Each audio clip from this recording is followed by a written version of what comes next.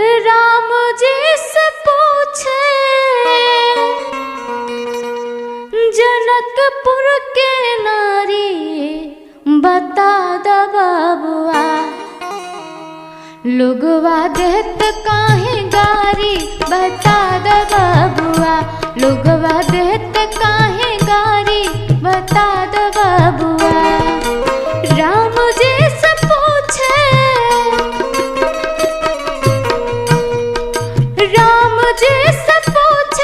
जनकपुर के नारी, बता द बाबुआ लोगवा देत काहे गारी, बता द बाबुआ लोगवा देत काहे गारी, बता द बाबुआ।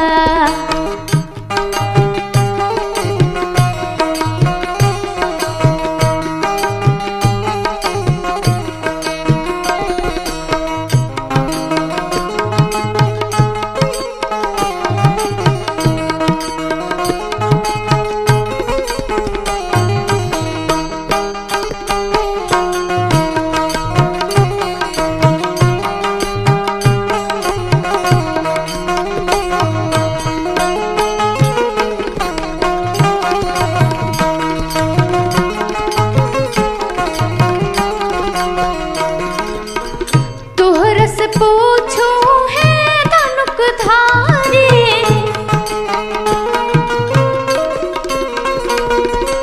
एक भाई गोर कहे, एक भाई गोर कहे, एक काहे कारी, बता द बाबुआ लोगवा देत काहे गारी, बता द बाबुआ लोगवा देत काहे गारी, बता द बाबुआ। राम जी से पूछे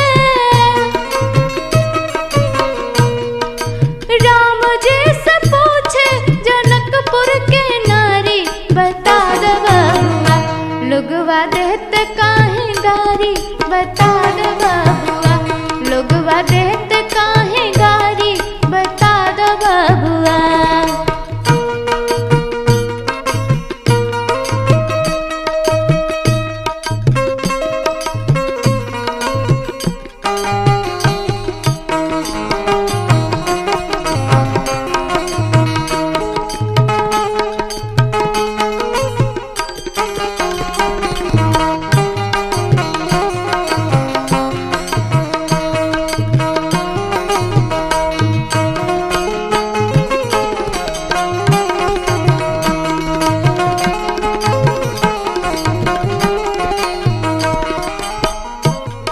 अरे ये बूढ़ा बाबा के पकल पकल डारी,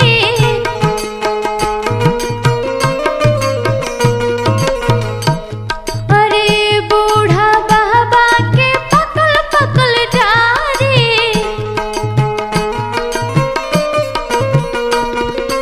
देखन में पातर, देखन में पातर, खाए भोर थारी, बता द बाबुआ लोगवा देत काहे गारी, बता द बाबुआ लोगवा देत काहे गारी, बता द बाबुआ। राम जी से पूछे